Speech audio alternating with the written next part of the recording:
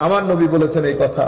তো বনি আদম, তাকে যদি স্বর্ণের একটা পাহাড় দাও, সে আরেকটা স্বর্ণের পাহাড়ের জন্য কামনা করবে। তাকে যদি আরেকটা দাও, সে আরেকটা স্বর্ণের পাহাড় কামনা করবে। হাত্তা জুরতুমুল মাকাবির, শেষ পর্যন্ত কবরে ঢুকবে সে। আল্লাহকুমুল আকাস। এই জিনিসটা আমাদেরকে পেয়ে বসেছে।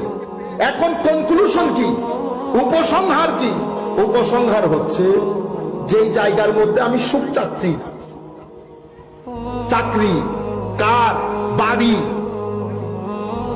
যেই জায়গার মধ্যে আমি সুখ চাচ্ছি, আমি চাকরিটা পেয়ে যাওয়ার পর 10 দিন সুখ থাকবে আমার।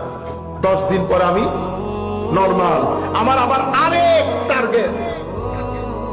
বুঝতে পেরেছেন?